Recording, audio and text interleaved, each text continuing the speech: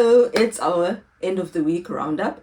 I don't think I'll do these every single week because honestly, I'm so busy living the moment that I don't actually get a chance to record every single moment. And then by the end of the week, I have forgotten it all. But anyway, we shall continue because there's always something to share. There's always something to share. I had a better day after my child punched me in the face. The next day she was happier, calmer.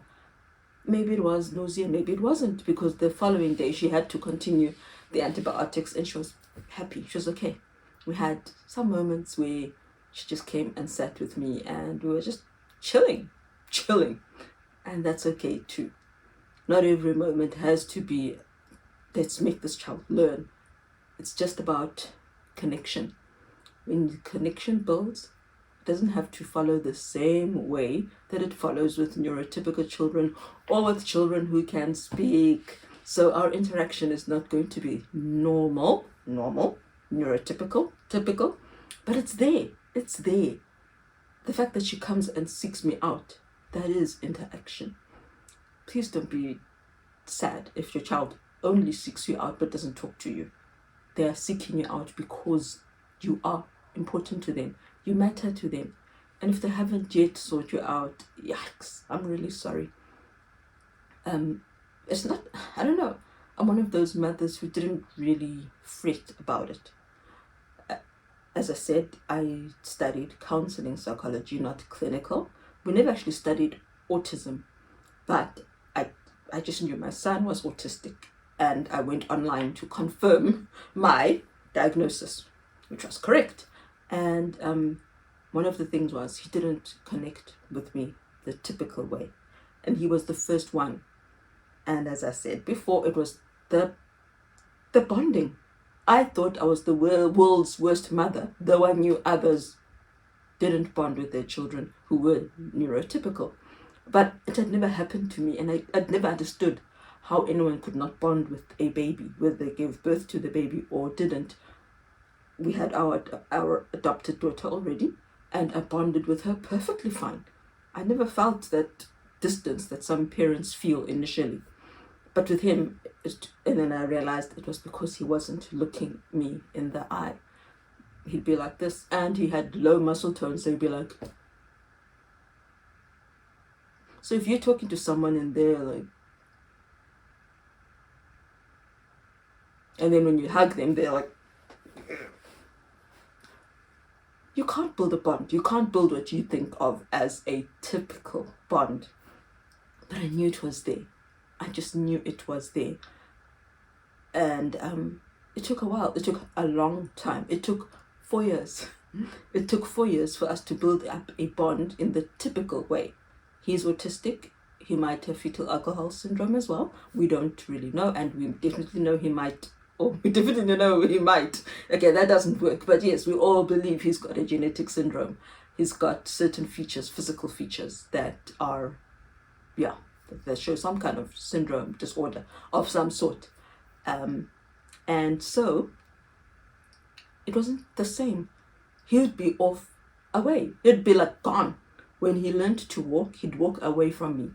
He'd walk and be gone. When we moved to this particular house, he would walk away. That's when he started walking. So he'd walk away and he'd be gone. I'd be looking for him, and he's gone right around the back of the house, and he's just touching trees, touching bark. He was happy on his own, and I never took that personally. I mentioned that because sometimes it does feel like a rejection. Sometimes it does feel like a rejection, and that is normal because you have lived your whole life knowing that interaction, well, unless you already are autistic yourself, then obviously you haven't lived your whole life knowing. But for us neurotypical moms who were not born with siblings who are autistic, or we might have been born with siblings who are autistic, but our parents didn't know any better, especially us Black people. So we know that interaction is, come my angel, let's give you a hug, I want to cuddle you, and mommy, I fell down, and you make it better. That's what we're used to. So it does feel like a rejection when they do the opposite of that, when they don't seek you out. Though for me, with him, I never took it personally. I don't know why, but I never took it personally when he would walk away. When he was a baby and he wouldn't look at me as I was feeding him, that hurt, because I thought, if I can't even get him to look at me as he's in my arms as an infant, I just thought, before I figured that he was autistic, I thought, how will I ever let him know that I love him if he won't see the love in my eyes? And if he doesn't want to be held. The only time he actually slept on me was when he was sick. That was the only time. When he had a high fever and he was weak and miserable, then I could get my cuddle time. But I don't want a sick child all the time. So, yeah. So with my daughter, I knew it. It felt weird because she had begun like a typical child. So she had cuddles, she had laughed. It was different because we'd been used to the typical, and then when it ended, it was pain. It was a real pain. It wasn't a pain that I felt with my son. With my son, it was a growing realization that no, it's not me, it's him. Sorry, that sounds bad, but that's what I thought, that, oh, it's not me, it's him. He's got problems. He can't handle sound, he can't handle this. It's not me. I'm not the world's worst mother, which, given many people don't bond with their children until a while later, I couldn't have been the world's worst mother anyway. But I'm like that. I'm extreme. And so with my daughter, it was different because we began and then it just ended. And that felt like my world had ended, because I thought, oh no, we've lost her. We have lost our child. She doesn't talk, she doesn't count, she doesn't sing. It was just this gradual death of laughter, death of smiling, death of eye contact, death of speech. It was just a gradual, and actually it was quite fast, death. And as my husband would do, he would look at the videos and say, but look, she used to do this. Look at these videos. She used to. I still don't look at those videos because for me, it's a death and it hurts.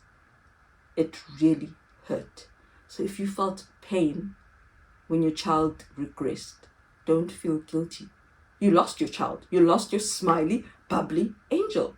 And now you've got a quiet, sad, meltdown, throwing themselves backwards angel. And it's okay to mourn what you didn't have. All right, now, so school. Don't ask me how I'm going into it, but yes, we had a bad day. And then we had good days where she has this siren. I bought them firemen outfits. I think I did share a picture of that. I'll share it again. And it has battery-powered sirens or walkie-talkies, or what's it called? What's the thing? A loudspeaker. Was it a loud hailer? Whatever it is. But anyway, it's a siren. It makes siren noises. And my daughter, she herself poured juice into her one. And then it got stuck and it was constantly whatever the sound is. And it was really irritating me. So I took it out to the garage. But she loves it. She actually loves the constant sound. And so for the sake of connection, I let her and enjoy her sound with me. That is how we build connection, enjoying things with them.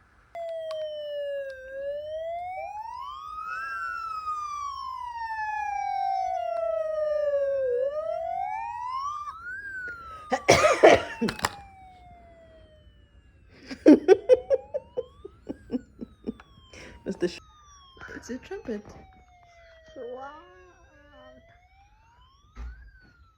This is a horn.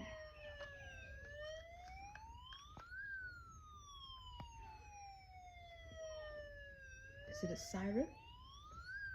It's a trumpet. You like the noise? It's making noise.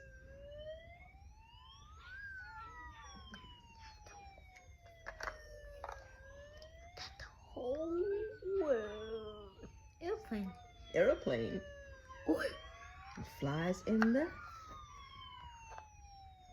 aeroplane flies in the sky. Aeroplane, aeroplane flies in the But sky.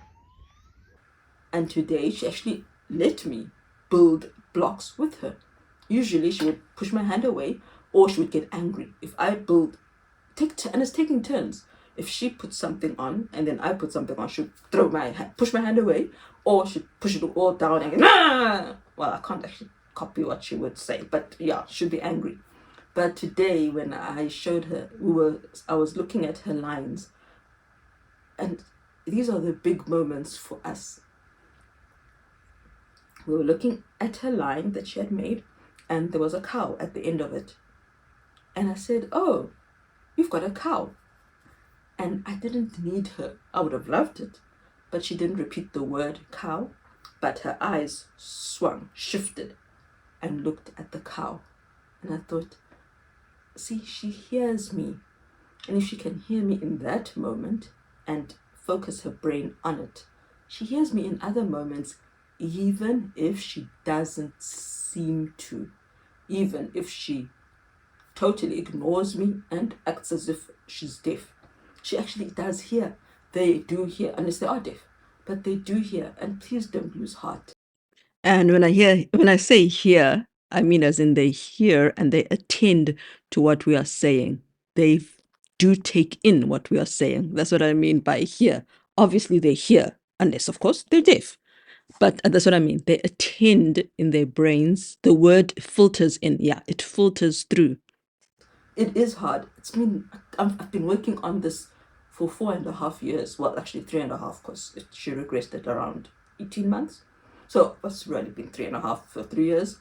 But I've been working on that, trying to build a connection. Speak a lot. Even when it hurts that you speak, like you're speaking to an empty room. Still, speak. If the neurons are all over the place, believe me, they need much more input, if they can handle it, to build a long piece of neuron, a long chain that makes sense, that is meaningful.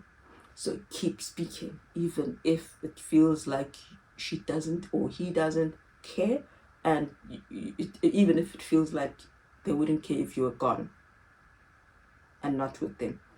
Still, keep speaking. If they are looking at you, sign. Even if they don't look at you in the eye, just keep using that sign language. Whatever it is, don't stop. You might reap a reward, guys. You really would. And it might be a different reward. I will mention again the story the neurologist told us of English parents with their English child who was diagnosed as autistic from childhood. And she came now at age 21, and they just happened to be there for an update, checkup, and she's non-verbal, non-speaking, doesn't use communication boards. And she was getting a bit agitated. So the neurologist said, "Okay, can you come sit at my chair in front of my computer?" And as they were talking, they noticed that this young lady was typing. And when the neurologist, who's Afrikaner, looked, she was typing in Afrikaans, but she was making perfect sense. I will not give up, and neither should you. Even if it never happens, at least you know you will have tried. It's not because you didn't try that it didn't happen. And just think how wonderful you'll feel when it does happen. When they do speak or choose a picture and tell you head, saw, or whatever. I know those moments, they mean a lot. And the little moments mean a lot too. So when she looked at the cow and her eyes and her head went there, my heart just jumped. When she was happy with me, just happy in my presence, my heart also jumped. She didn't have to come and hug me. Just knowing she's happy in my presence is already a step forward from the child who would walk around the yard like my son. When he started coming to me, when he started hugging me, when I was pregnant with the twins, so he was 5. That You just keep studying, you just keep watching. If you're watching me, then you've got access to a whole lot of autistic people also, and other parents. Learn from all of us, especially learn from those who have the same resources as you do. Because the last thing you need is to learn from people who have resources you don't have, and then you really will feel like you are not doing enough. So learn, if you're African, learn from other Africans. See what the Africans are doing. If you're Indian, same thing. Learn from your Indians, or you can come learn from the Africans. We're all very poor generally. So we can all learn from each other. Okay, back to school. I am laughing in irony at my teenage daughter because I told her, all right, you've got your last exam coming up this month, this coming week on Tuesday, the 12th. And her last exam was middle of May. So it's been a long gap, and my son finished in the middle of May. He's done all his exams. But she still had this one multiple choice. And I said to her a while ago, last month, I said to her, on the 1st of June, you're going back to school. She's like, oh, but I know everything anyway. I did 2 exams already. She did a practical and a theory. And I said, I don't care. 1st of June, go back to school. But I don't think she was really concentrating because I made her do a multiple choice paper and she got 50%, which is not our standard. Now, in South Africa, you just need to get 30+% and you've passed. That's ridiculous. That is stupid. So we're just getting stupid people into university where they will flunk or be pushed through and then they'll be stupid. Let me segue. I found a surgeon for my daughter, by the way. I found a surgeon. He is lovely. He's not South African. And he's lovely. I couldn't even find his office. They'd given me his room number and the floor, but I'd only written down the floor number, but not his room number. So I got there and I'd never saved their number because I'd emailed them. I'd been given his email address and then they emailed back. So I couldn't call. And I went round the 4th floor with my daughter and I came across a doctor. She looked like a doctor. And I said, I'm so sorry to bother you. Could you please tell me where Professor De Groot, where his room is? And she said, well, I know where his wife is. Her name is Dr. Hall, but I don't think he works with her, but you can ask them where her room is. And she took me to Dr. Hall's room. And surprise, surprise, she actually does have a room there. So Prof. De Groot was wonderful. And he said, she's got look, let's say your ribs should end like this. She's got an extra piece on her rib and, well, just the bottom one, and it's moving around. And he can operate. He's never actually seen it live. He's never had someone come in and say, I'm being bothered by this. He's never had it. Though when he's cut people open, he's seen it. But she's the first one to be sensitive to it and be in pain and all of that. He's never had to solve the problem, but he knows he can solve it. He's never needed to, but he knows he can. So I'm at peace about that. And now I don't know why I was telling you about that in the first place. Anyway, so I found a professor. So school. Guys, my brain is all over the place. Blame my medication. When I'm on my medication, I can't think. And I was in a lot of pain today, so I had to take all my painkillers. So I'm sorry that I've lost my train of thought. Maybe when I'm editing this, I will find it as I'm listening, and I'll come back and tell you why I was telling you about the professor. I remember now why I spoke about the professor. I was talking about the 30% pass rate. 30% pass rate. Like, you only need 30% to pass your matric, your high school. That is not good enough. We are letting very unintelligent people progress, and then when they get to university, they either fall down flat or they just keep getting the bare minimum, and then they go out and work. Now the problem with that is, here it is, the link.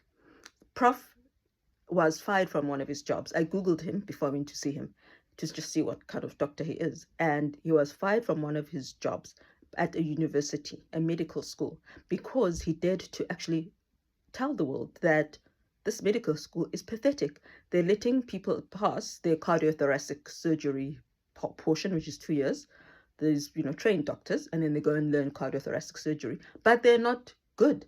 And they just and as you said, unleashed out onto the world, onto patients like us. And those surgeons don't know what they're doing, especially black surgeons. He's not black. And the interesting thing, guys, is there are black surgeons who have come out and said, we were not trained well by this university. And it's one of our top universities in Cape Town. We were not trained well, and we are going out there and we don't know what to do. Those are the humble doctors. Imagine the doctor who butchers you, and I know because I've been butchered, and he was also black. And many of us were butchered by him.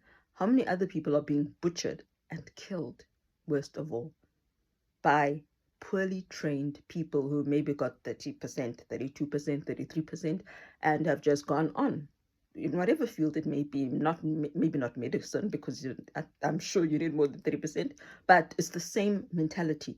Even if you can't do your best, we'll just let you out to go and mess up other people's lives. And that's not good enough. And I don't want that for my children either. If they're not able to get a good mark for a subject, it means they have not mastered it, and means maybe they just can't master it. And then I will guide them to go and do subjects that they can master, so that they can give their best, especially if it comes to people who come and pay you, assuming that you can do your best. So yes, that's how come I linked up my daughter's 50% with the professor, because he had been fired for telling the truth. So the next part will be just glimpses of our homeschool this week.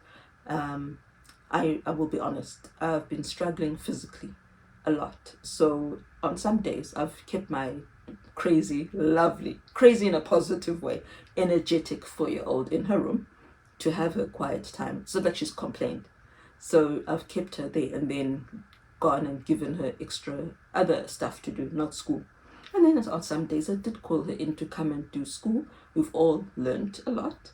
And we did, these are some of the things we did for fine motor skills and for using a different medium to learn letters. Yeah, that's the next part will be that. That is some of the school we did this week. We didn't do a lot. We did a lot of normal school for my children, my middle two. Normal writing school, spelling, whatever is in their books. And I will also show you how they write compared to how they type.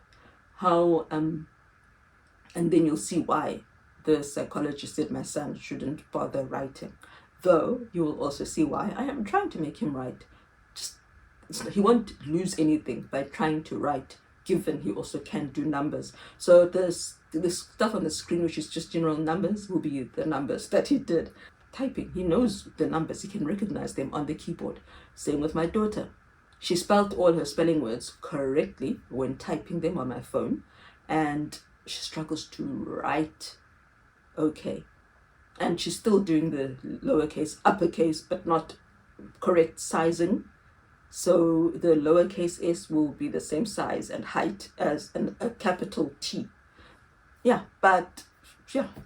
So that's the other thing I want to show you, the difference between their writing and the actual knowledge, their ability to express themselves using a different medium.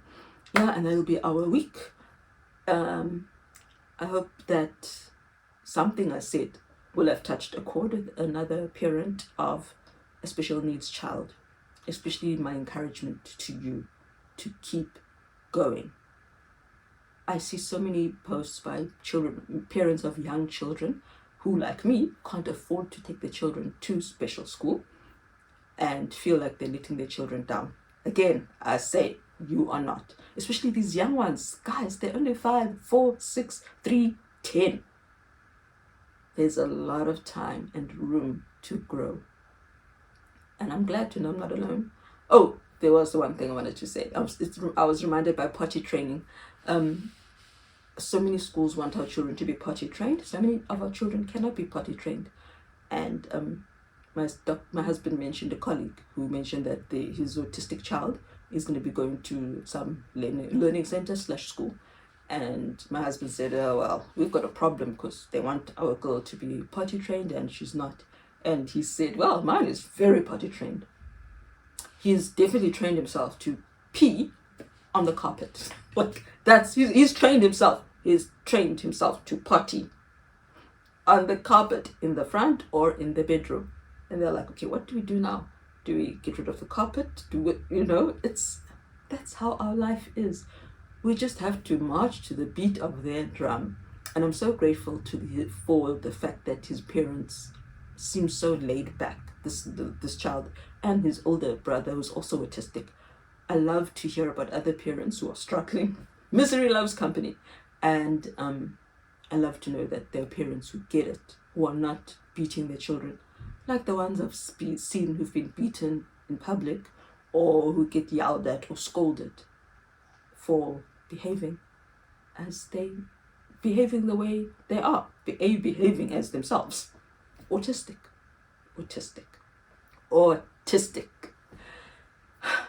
And my daughter, the potty training. She is potty trained during the day. She is potty trained for the first nap time. Remember, maybe you might not know, but they had two nap times. So the morning nap time, I got her out of her diaper. But nope, the second afternoon, she's not interested. She wants to be in a diaper, and then she will tell me, I want to be in a diaper like Rio. That's her twin, who is not potty trainable. How do you even, I keep telling her, but her brain is like a baby's brain. She can't wear a panty. You can be like Amy, the older sister. No, she wants to be like her twin. Her twin spends her time in a nappy. Why shouldn't she? So that's the life. Hey, it's up and down. It's up and down. Sometimes you just have to laugh. And we have a helper. She's gonna have to help me a lot next year when my teens are gone, because it's hectic.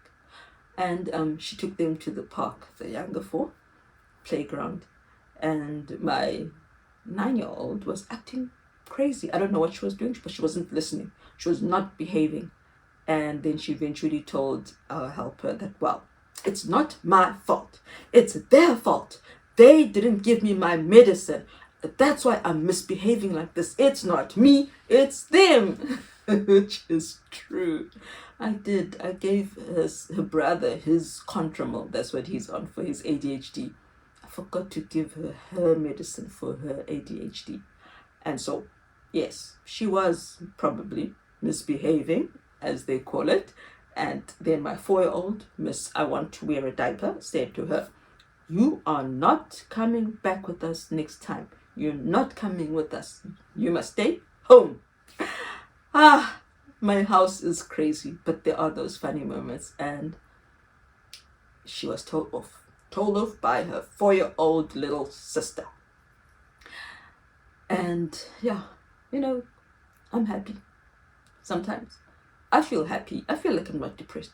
I think my husband mistakes suffering for depression, because my suffering has increased. So obviously I can't be when I'm okay, just walk one more step. That's how I feel. I feel like I'm forcing myself. And so obviously if you're in pain and you're forcing yourself to behave and walk and act and be, you can't do it all. You can't be happy, chirpy, smiling at the same time. So I don't think I'm depressed. I think I'm just suffering. And I'm tired. And as for medical aid, they told me that I have only been on one disease-modifying drug, and so that's why. Now remember, my question was, what are the requirements? Not what have I done. But again, you have been on one disease-modifying drug, your doctor must get in touch with us. I don't know, guys. So I'm going to wait for the doctor. I don't know if they will update me when she has spoken. So I forwarded that message to the nurse. And the nurse said, and I asked the nurse, okay, what do I do now? Do I just leave it? Because I really am I've run out of words. Do I still ask them, but what are the guidelines? How long must I be on this other disease-modifying drug? And when did you change and decide that someone has to be on more than one disease-modifying drug before they move on to a biologic? I have been on a drug. It was salazapine, which I mentioned in the other video, and I've never heard of anyone else who has to use a different one. And the one I know of is methotrexate. which the people who've had cancer and those who might have rheumatoid arthritis, they might have heard of it, and other ankylosing spondylitis people. That's the only other disease-modifying drug I know. You can do an injection, but the ones in South Africa, I've seen most AS people do tablets. And my husband's retired PA's husband, who's got AS, is 65. He is on 8 methotrexate tablets, and he has to take folic acid. And I know it's bad for your liver, and it's a step down. Why did they agree for me to do Enbrel, which is a biologic, if they have guidelines which say you must first fail and yet another different medication which is a rung lower? Anyway, so the nurse said, yeah, the doctor will speak to the medical advisor. I don't know who the medical advisor is. I don't know when she will do that. And yeah, then I'll hear. I don't know when I'll hear. I just know that I've got 3 more injections left. I injected myself today. I did it on my thigh. I no longer use numbing cream because that initial, and it has to be fast. So that initial into me was the one that was scary. But when the needle is in you, you don't actually feel it. And I'm used to now the stinging of the Enbrel, as useless as it has been to me. But it's a crutch. And I'd rather pay 2,529 rand for a crutch than to feel like I'm doing absolutely nothing. When I'm down to 1 injection, if the doctor has not gotten back to me yet, I will then contact her and find out what the plan is. Hey, who knows? Maybe methotrexate if I have to go on it. But if Enbrel has failed, I don't see. It's like saying try Panado, even though whatever name brand paracetamol has not helped. Try Panado, even though I have tried anti-inflammatories and those have not worked. It's a step down. I don't know. We'll see. But if the panel of rheumatologists can sit and agree that I need to try a different biologic, why would medical aid disagree? Anyway, let's go back, and I will now add the snippets of what we've been doing with Play-Doh, etc. We didn't do any cutting this week. Clouds. 1, 2 clouds. 2 clouds. He's flying in the clouds. Number 2.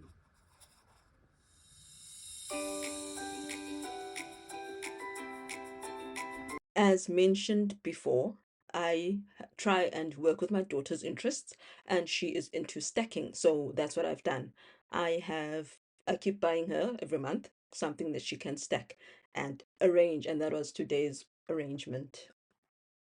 These busy boards are quite labor intensive. I will show you the bits and pieces that you have to put together to put it together. I got enough for the 3 older in intellect, the 3 older ones in intellect, to keep them busy, to use their fine motor skills, etc.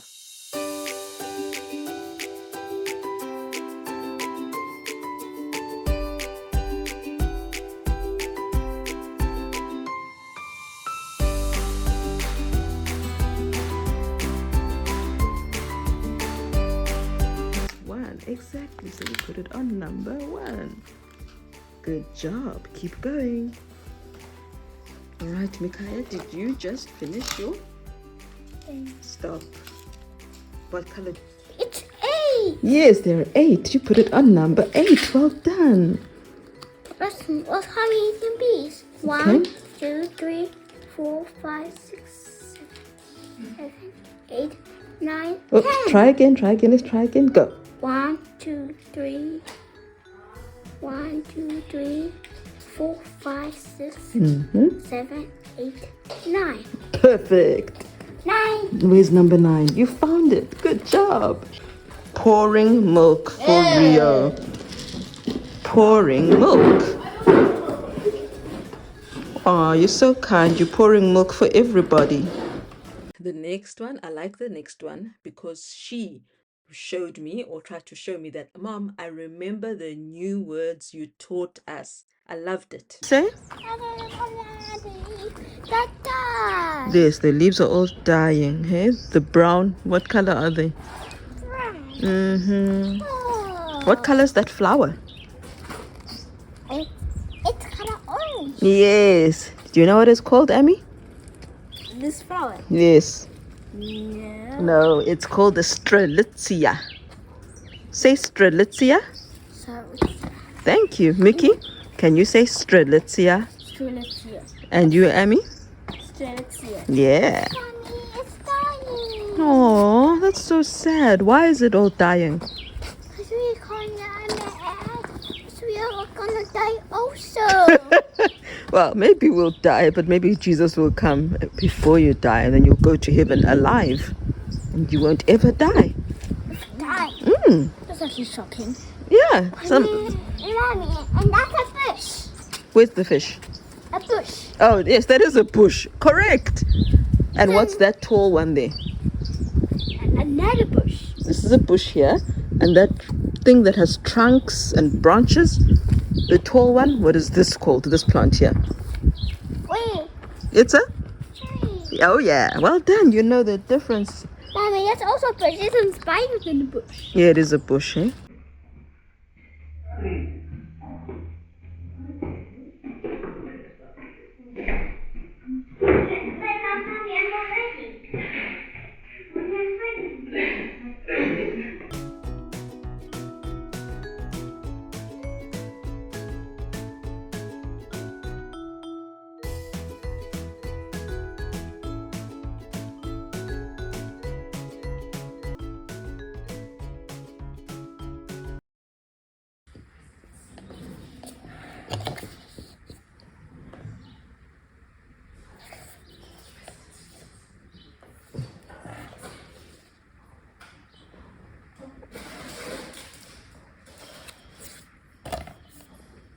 And then we'll also, and then from these, I find educational videos that will reinforce the information they have learned. That's what we do. We read together, and whatever I read, be it for the middle two, who are 8 and 9, which is this, or about a truck and a farm for the little ones, I find a video linked to that information or similar, or that gives information about something in the book, and then I put a video together of it.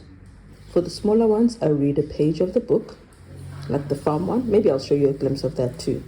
And then I add some farm pictures or farm happenings or animal happenings, and then I make it into an educational video.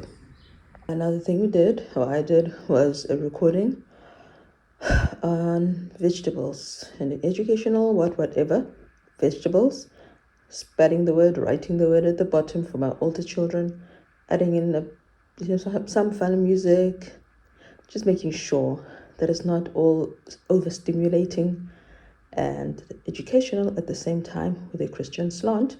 So after every vegetable, I'd say, thank you, God, for giving us lettuce, or thank you, God, for giving us carrots. So yeah, that's the other thing that I did.